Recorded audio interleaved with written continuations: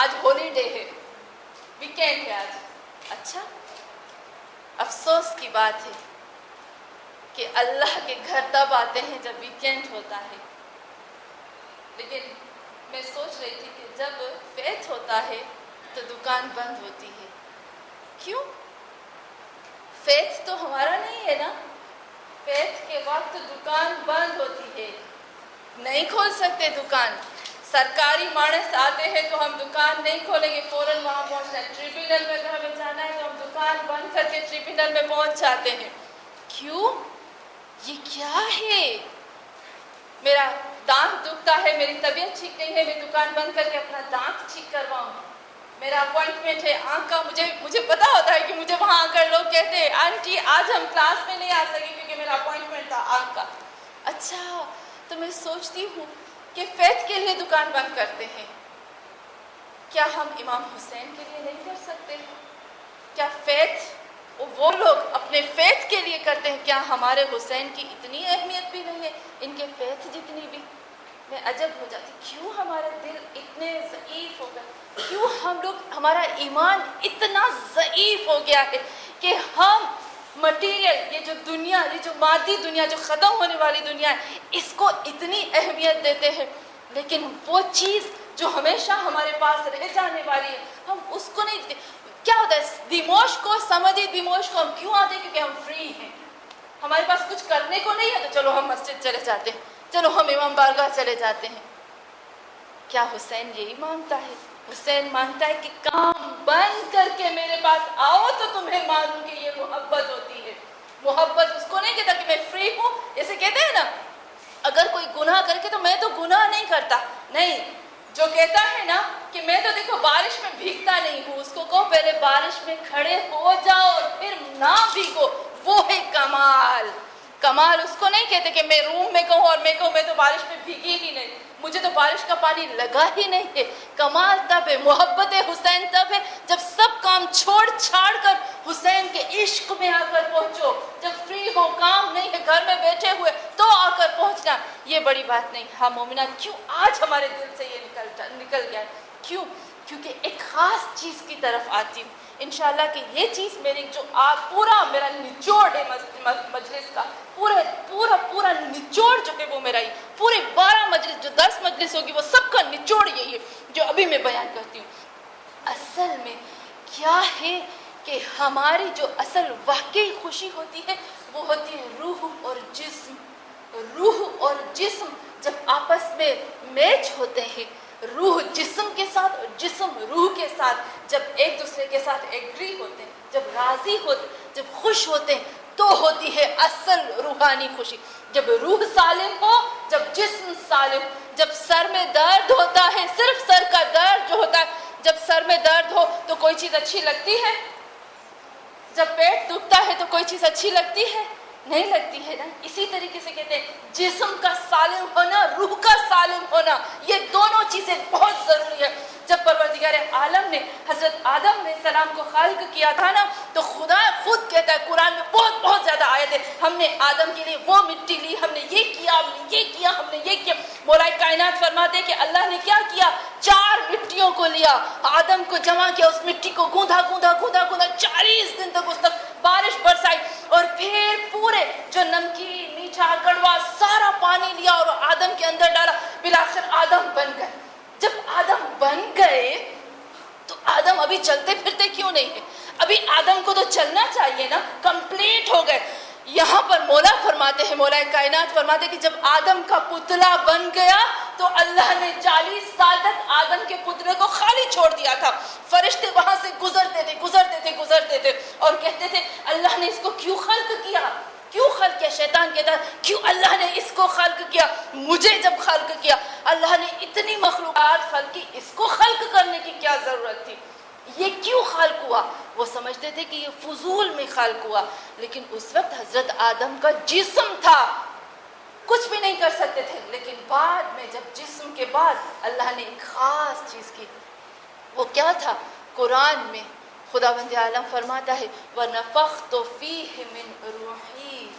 اے آدم، جب تیرا پتلا بن گیا، جب تیرا جسم بن گیا، اس کے بعد جب مٹیریل چیزیں لی، میں نے مٹی لی، میں نے پانی لیا، میں نے بارش برسائی، میں نے فلاں کیا، میں نے فلاں کیا، لیکن یہ سارا مٹیریل تھا، یہ سارا دنیاوی نچوڑ تھا. لیکن اللہ نے نہیں کہا کہ میں نے فرشتوں سے کہا جاؤ اب آدم کے لیے وہ جو روح چھپا کے رکھی ہے اس کو لے کر آدم کے اندر ڈالو. نہیں کہا وَنَفَخْتُ فِيهِ مِنْ رُوحِي، اے انسان میں نے آدم کے اندر اپنی روح پھونکی.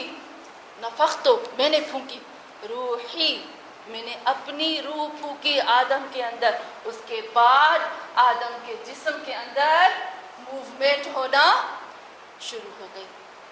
ہاں مومنات، یہاں خداوند عالم قرآن میں ایک آیت بیان فرماتے ہیں. برائے خوشنودی امام زمان علیہ السلام بلند سے بلند تر صلوات.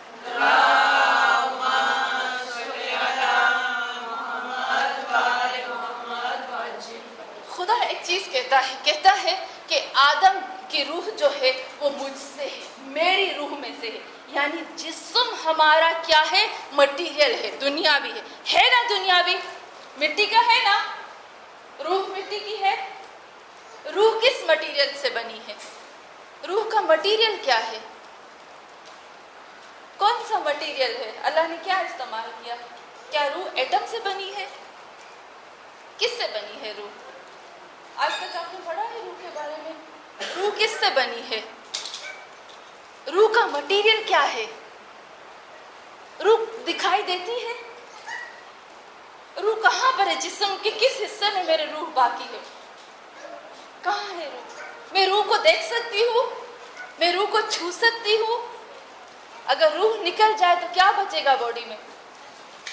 کیا بچے گا؟ یہ پوری میں سمجھتی ہوں کہ پوری انسانیت کا نچوڑ یہی ہے. پوری انسانیت کا نچوڑ، صرف درس کا نہیں، میں سمجھتی ہوں کل قرآن کا نچوڑ یہ میں سمجھتی ہوں. تو ہاں مومنات، روح کو چھو سکتے ہیں، ٹچ کر سکتے ہیں روح کو. کوئی کہے کہ میں نے روح کو چھوا، چھو سکتے ہیں؟ دیکھ سکتے ہیں؟ سب کا جواب آئے گا نہیں نہیں نہیں. رسول خدا صلی اللہ علیہ وآلہ وسلم جیسی ہستی سے پوچھا گیا اے محمد روح کیا ہے؟ تو رسول خدا خاموش رہے، کچھ نہیں بولے، کیونکہ رسول خدا کو پتا ہے کہ میں کچھ نہیں بول سکوں گا اللہ کی مرضی کے علاوہ. قرآن کی آیت نازل ہوئی، کہا قل کل روح من امر ربی. اے محمد صلی اللہ علیہ وآلہ وسلم ان لوگوں کو بتا دو تم روح کو نہیں پہچان پاؤ گے. روح کی حقیقت کیا ہے اس کو جان نہیں سکتے ہو، لیکن کل روح من امر ربی، ہر روح اللہ کے آرڈر سے چلتی ہے، اللہ کے آرڈر ہے یہ روح. ہاں مومنات، یہاں پر ہمارا جسم دنیاوی ہے، ہماری روح الہی ہے، اللہ کی طرف سے. روح پیور ہے، صاف ہے، اس کے اندر کوئی چیز مکس نہیں. جسم کے اندر بہت زیادہ مٹیریل مکس ہے. ہاں مومنات، جس طرح سے روح ہماری باڈی میں کسی خاص ایک جگہ پر نہیں ہے، اسی طریقے سے اللہ بھی کائنات ہم روح کو چھو نہیں سکتے، دیکھ نہیں سکتے. کیوں؟ کیونکہ یہ اللہ کی طرف سے آئی ہے، کیونکہ یہ اللہ کی طرف سے ہے. جسم مٹی سے بنا ہے، مٹیریل سے بنا ہے، اسی لیے وہ یہاں پر رہتا ہے. اللہ نے کیا کہا؟ کہا میں نے اپنی چیز کو اس باڈی کے اندر ڈالا. ایک قرآن کی آیت ہے، پروردگار عالم سورہ بقرہ میں فرماتا ہے انطہر بیتی للطائفین. اے میرے حبیب ان لوگوں سے کہہ دو پاک کرو گھر کو، میرے گھر کو پاک کرو. اللہ کیا کہتا ہے؟ روح جو ہوتی ہے وہ ایک لحظے کے اندر نہ جانے کہاں کہاں پہنچ جاتی ہے. روح کے اندر اللہ کی صفتیں ہوتی ہیں، خدا کی صفتیں ہوتی ہیں، لیکن اللہ نے اس روح کو جب جسم میں قید کیا نا، قید کرنے کے بعد اس کے اوپر پابندی آئی، اس کے بعد حلال آیا، حرام آیا، یہ ساری چیزیں بعد میں اس کے اوپر لاگو پڑی. ہاں مومنات، اسی لیے اللہ کہتا ہے روح اللہ کی چیز ہے، جسم دنیاوی. اس لیے کہا کہ کہہ دو ان لوگوں کو انطہر بیتی للطائفین، میرے گھر کو پاک کرو طواف کرنے والوں کے لیے. یعنی جسم کو پاک کرو تو میں اس کے اندر اپنی پاکیزہ روح کو پھونک دوں. ہاں مومنات، سب سے مین چیز آتی ہے روح. جب انسان سو جاتا ہے, سورہ زمر میں اللہ کہتا ہے نا, سورہ زمر آپ پڑھیے گا, میں اس کا ترجمہ نہیں کرتی. سورہ زمر میں پروردگار عالم کہتا ہے کہ اے انسان, جب تم نے دیکھا کہ جب تم سو جاتے ہو تو تیری روح نکل جاتی ہے, نکلتی ہے, گھومتی ہے, پھرتی ہے, گھومتی ہے. سورہ زمر میں بھی ہے, سورہ انعام میں بھی ہے, بہت زیادہ صورتوں میں اللہ صاف صاف لکھتا ہے کہ انسان جب سوتا ہے تو اس کی روح نکلتی ہے, ادھر ادھر گھومتی ہے, پھر اس کی روح اس کی باڈی میں آ جاتی ہے. کیوں؟ کیونکہ روح ابھی قابض نہیں ہوئی ہے. لیکن جب یہ روح قابض ہوتی ہے, اس کو ایک لحظے کے لیے بھی پرمیشن نہیں ہے کہ وہ واپس اپنی باڈی کے اندر آئے. جب کنٹرول ہو جاتی, یہاں آزاد ہے, یہاں جب روح کنٹرول ہو جاتی ہے نا, پھر دوبارہ اس کو پرمیشن نہیں ہوتی کہ وہ دوبارہ اپنے جسم کی طرف جا سکے. حدیث میں ہے کہ انسان اللہ کے پاس جب جاتا ہے, جب موت آتی ہے تو ٹکڑوں میں ہو جاتا ہے. کیسے ٹکڑے ہوتا ہے؟ اللہ روح اور جسم کو چھین لیتا ہے, اور اس وقت انسان فریاد کرتا ہے, روح فریاد کرتی ہے, خدایا مجھے میرا جسم واپس کرو, خدایا. یہاں حدیث میں ملتا ہے کہ جب قبر میں آتے ہیں نا, جب کہتے ہیں نا کہ فشار قبر ہوتا ہے, حساب کتاب ہوتا ہے, کب حساب کتاب ہوتا ہے؟ روح اپنے جسم کے اتنا اتنا اتنا نزدیک آتی ہے کہ وہ روح تصور کرتی ہے کہ میں اپنی باڈی کے اندر آ گئی. اس وقت حساب اور کتاب شروع ہو جاتے. لیکن حساب اور کتاب جو ہوتے ہیں نا, وہ آسانی سے نہیں ہوتے. ہاں مومنات, میں چھوٹی سی بات کروں. میرا یہ مقصد نہیں ہے کہ ڈراؤں, میرا یہ مقصد ہے کہ میں اصل چیز بیان کروں. میں احتیاط کرانا چاہتی ہوں کہ آگے کے لیے ہمیں دیکھنا چاہیے. ہم اس دنیا کے لیے نہیں بنے, انسان اس دنیا کے لیے نہیں بنا. قرآن کی آیت ہے, قرآن کی آیت ہے. خدا کہتا ہے وَحُصِّلَ مَا فِي الصُّدُورِ. جب حساب کتاب ہوتا ہے نا, آرام سے حساب کتاب نہیں ہوتا جیسے ہم لوگ تصور کرتے ہیں نا کہ ہمیں فرشتہ بٹھائے گا اور پوچھے گا من ربک, میں کہوں گی اللہ ربی.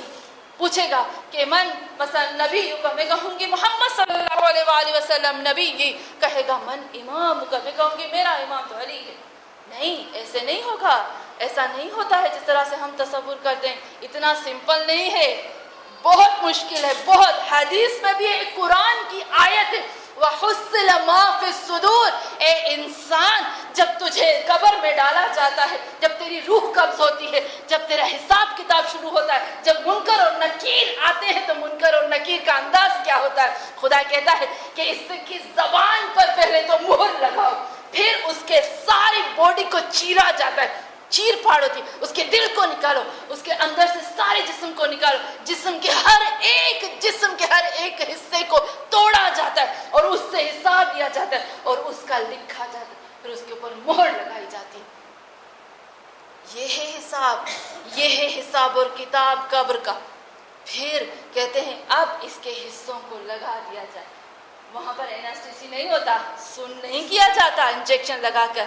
وہ وہاں فرشتے ہوتے ہیں, وہاں پر نہ جانے کیا اعمال ہے. اگر اچھے اعمال ہیں تو مومنین ہوں گے, اور اگر خدا نخواستہ کافر گنہگار ہے تو جہنم کے فرشتے آ کر ایک ایک چیر پھاڑ کریں گے, اور پھر حساب لائے, پھر مہر لگتی ہے, پھر قبر میں اندر رکھا جاتا ہے. ہم سمجھتے ہیں کہ قبر کا حساب کتاب بہت آسان ہے. آسان نہیں ہوتا. اگر ہمارے اعمال آسان ہیں تو آسان ہوتا ہے. تو روح جو ہوتی ہے, خدا کہتا ہے کہ روح میری طرف.